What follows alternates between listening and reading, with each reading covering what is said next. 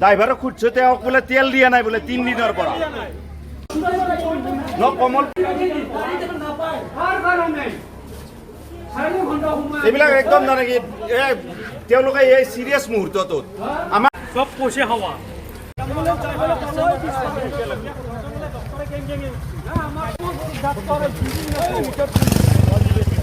পৰহিয়ে আমাৰ তেনেকৈ পেচেণ্টটো পৰিছিল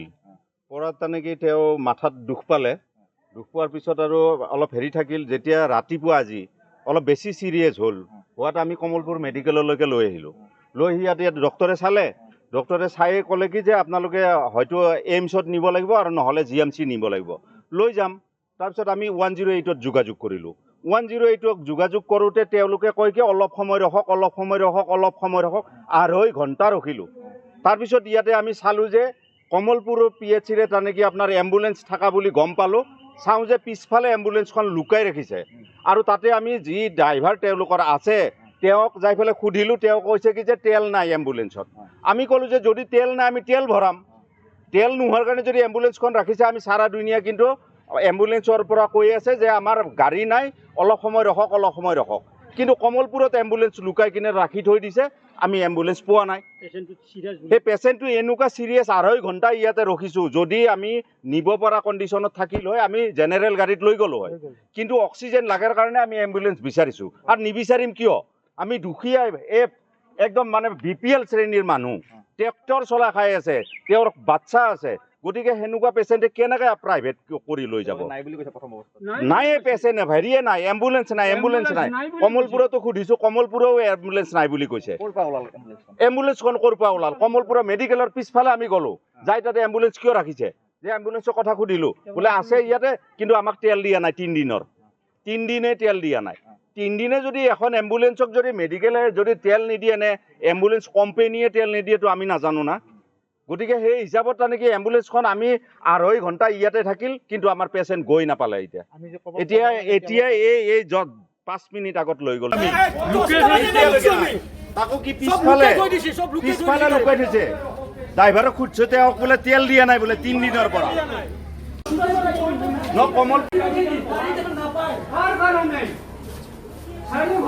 এইবিলাক একদম জানে কি তেওঁলোকে এই চিৰিয়াছ মুহূৰ্তটোত আমাৰ সব পচে হাওয়া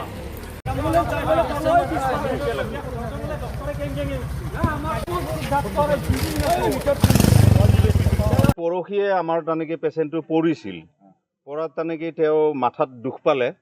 দুখ পোৱাৰ পিছত আৰু অলপ হেৰি থাকিল যেতিয়া ৰাতিপুৱা আজি অলপ বেছি চিৰিয়াছ হ'ল হোৱাত আমি কমলপুৰ মেডিকেললৈকে লৈ আহিলোঁ লৈ আহি ইয়াত ডক্টৰে চালে ডক্টৰে চাই ক'লে কি যে আপোনালোকে হয়তো এইমছত নিব লাগিব আৰু নহ'লে GMC নিব লাগিব লৈ যাম তাৰপিছত আমি 108ত যোগাযোগ কৰিলোঁ 108ক যোগাযোগ কৰোঁতে তেওঁলোকে কয় কি অলপ সময়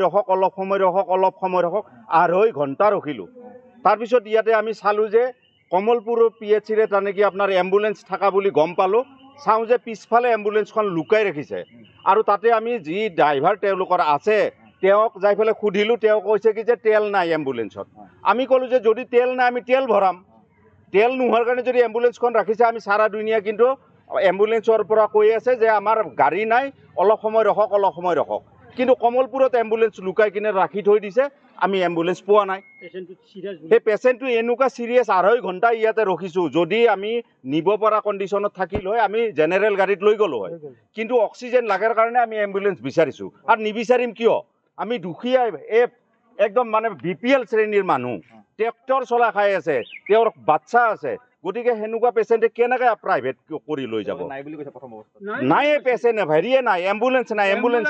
কমলপুৰতো সুধিছোঁ কমলপুৰেও এম্বুলেঞ্চ নাই বুলি কৈছে এম্বুলেঞ্চখন ক'ৰ পৰা ওলাল কমলপুৰৰ মেডিকেলৰ পিছফালে আমি গ'লোঁ যাই তাতে এম্বুলেঞ্চ কিয় ৰাখিছে যে এম্বুলেঞ্চৰ কথা সুধিলোঁ বোলে আছে ইয়াতে কিন্তু আমাক তেল দিয়া নাই 3 দিনৰ 3 দিনে তেল দিয়া নাই 3 দিনে যদি এখন এম্বুলেঞ্চক যদি মেডিকেলে যদি তেল নিদিয়ে নে এম্বুলেঞ্চ কোম্পানীয়ে তেল নিদিয়েতো আমি নাজানো না গতিকে সেই হিচাপত তেনেকৈ এম্বুলেঞ্চখন আমি আঢ়ৈ ঘণ্টা ইয়াতে থাকিল কিন্তু আমাৰ পেচেণ্ট গৈ নাপালে এতিয়া এই 5 মিনিট আগত লৈ গ'ল যিকোনো খবৰৰ বাবে যোগাযোগ কৰক 7099017330 অথবা 709901 1790